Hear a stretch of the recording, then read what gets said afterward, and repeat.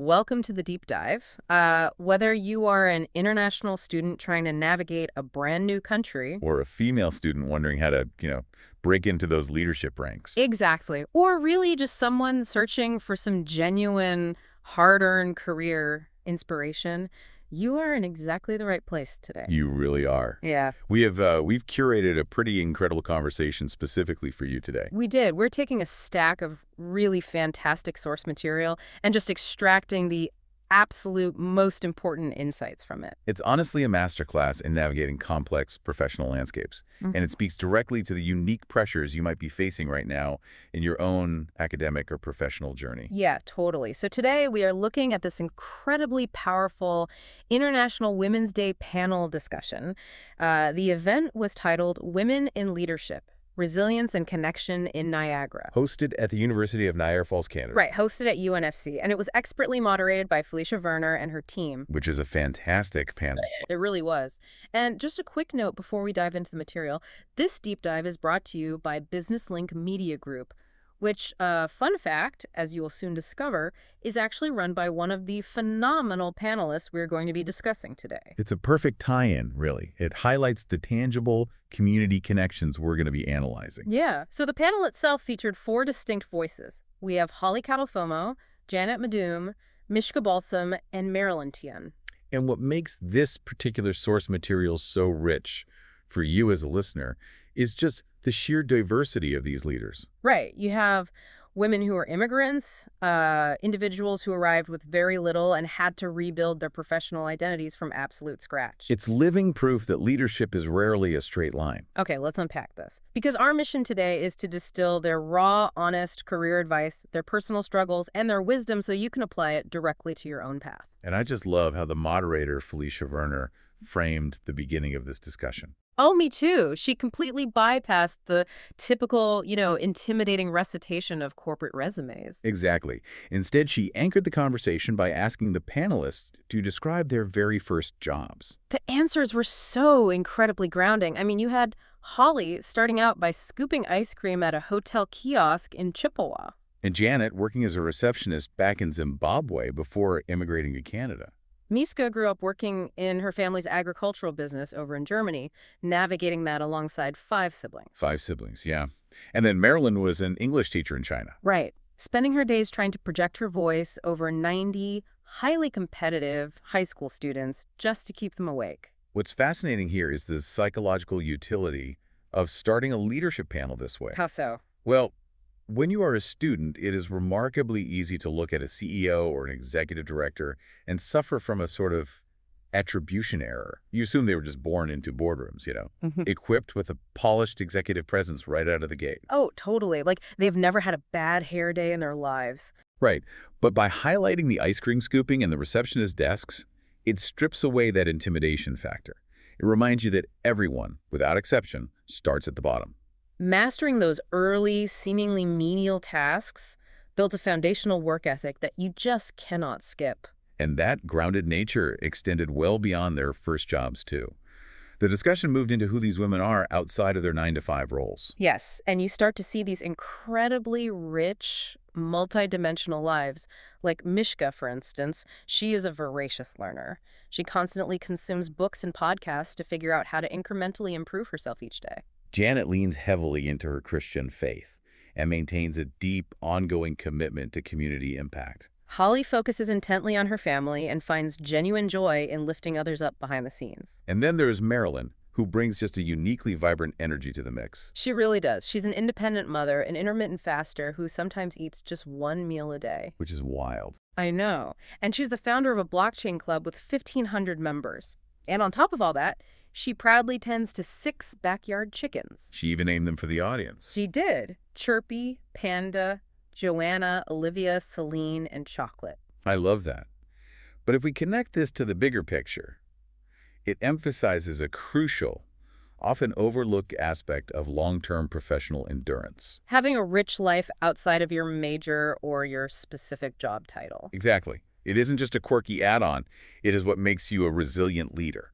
Right, all of those diverse facets, whether it's an intense study of blockchain, a dedication to faith, or just the daily routine of caring for livestock. They serve as psychological anchors. When the professional side of your life becomes chaotic or stressful, those external passions give you the necessary perspective to not let a bad day at the office completely derail your sense of self-worth. That resilience was a major theme when the conversation shifted to what these women are actually most proud of. Yeah, you might expect a list of revenue milestones or prestigious awards from a group like this. But instead, they shared deeply personal stories of survival and transformation. Now, as we dive into these specific stories, some of which touch on systemic bias, the asylum-seeking process, and workplace discrimination. It is important to note here for you, the listener, that our goal today is to impartially report on the contents of this panel. Right. We are here to help you understand their personal journeys and the realities they faced, rather than to take a political stance or endorse specific viewpoints on these broader societal issues. That is an important distinction to keep in mind. We are analyzing their lived experiences as case studies in resilience. And Janet's story is a prime example of this. She arrived in Canada in 2005 as an asylum seeker. She and her family initially had to live in a shelter. The sheer psychological fortitude required to navigate that transition is immense. Yet the profound takeaway from her experience is her absolute refusal to adopt a narrative of powerlessness. Just 5 days after arriving in a new country, living in a shelter, she started volunteering. And she was so proactive about it. She wanted to utilize her background in accounting, but the agency she approached explicitly told her that her prior experience simply didn't count in Canada. Which happens so often. But instead of accepting that closed door, she pushed back. She got on the phone, advocated for herself, and directly asked if they were simply afraid to take a chance on her. And her persistence paid off. They brought her on. If we analyze the underlying mechanism there, volunteering wasn't just about passing the time, it was a strategic reclamation of her agency. She took absolute responsibility for her own trajectory. She eventually got hired, worked her way up through the ranks, and the culmination of that journey is just staggering. Today, she serves as the executive director of that very same shelter organization. It's an incredible full-circle moment. She also spoke with immense pride about raising her 3 children, particularly highlighting her daughter. Right, who faced severe bullying over her natural hair, but pushed through that adversity to successfully earn a master's degree. The grit demonstrated by her entire family is remarkable. And we see a different but equally challenging kind of pivot in Marilyn's story. Yes. Marilyn had already established herself as a successful entrepreneur back in Beijing. She had built a solid foundation. But upon relocating to Canada, she faced the reality of starting completely over. Despite holding an MBA and having CEO experience, she took a sales representative job that paid $13 an hour. But the key here is her mindset.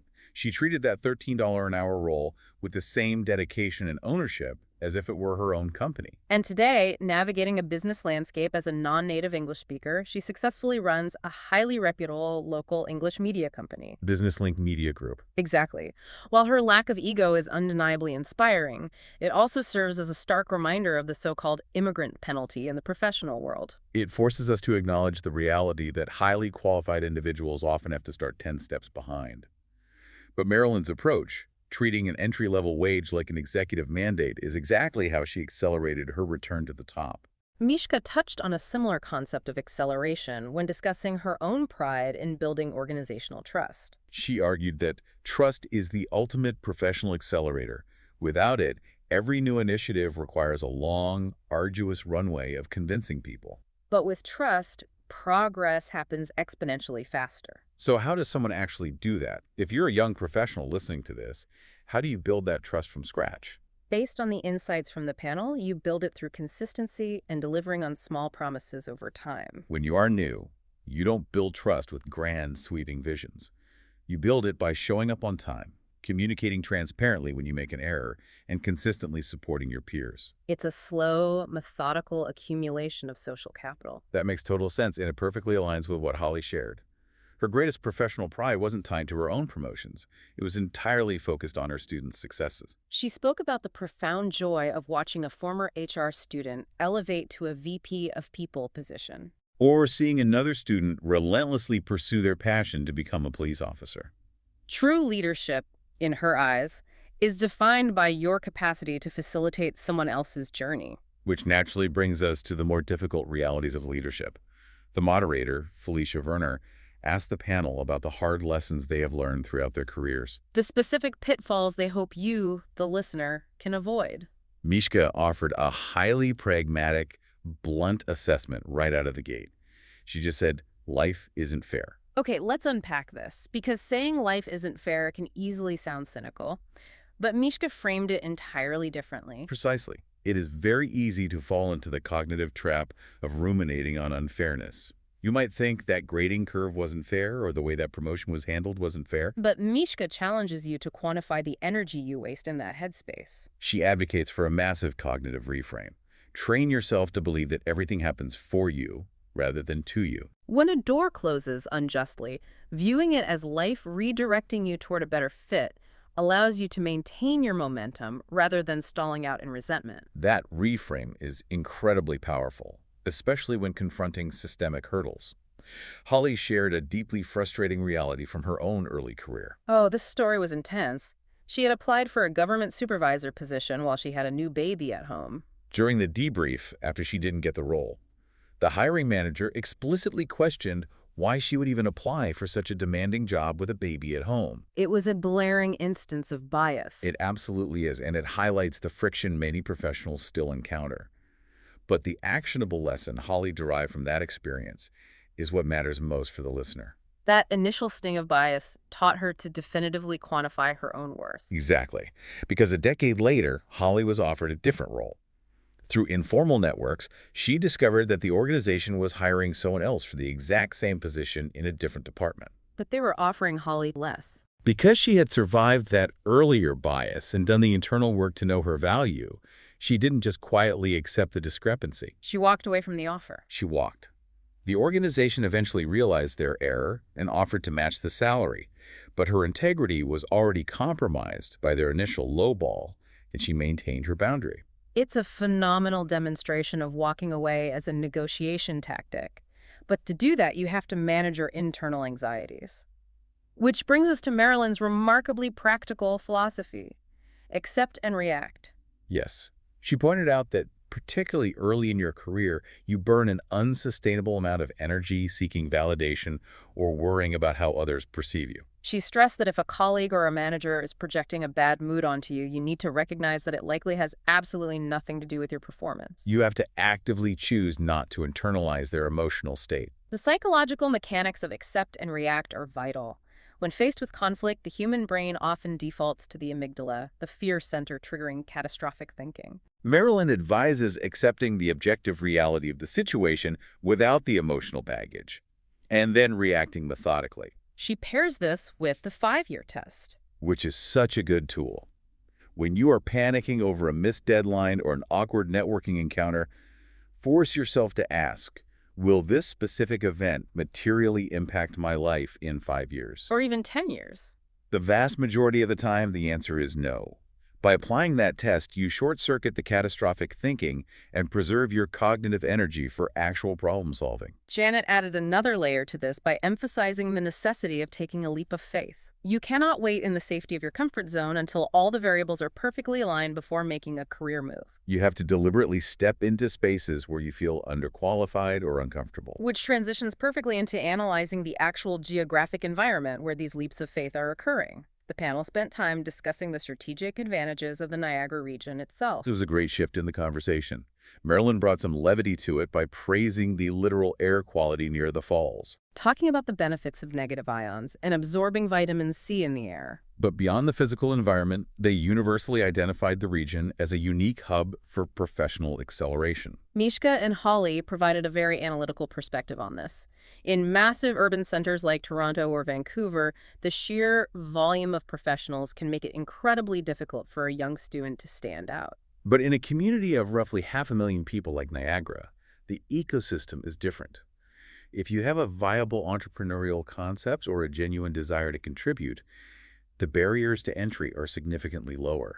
The decision makers and established leaders in these mid-sized hubs are often far more accessible and generous with their mentorship. Janet shared a highly personal perspective on this geographical strategy.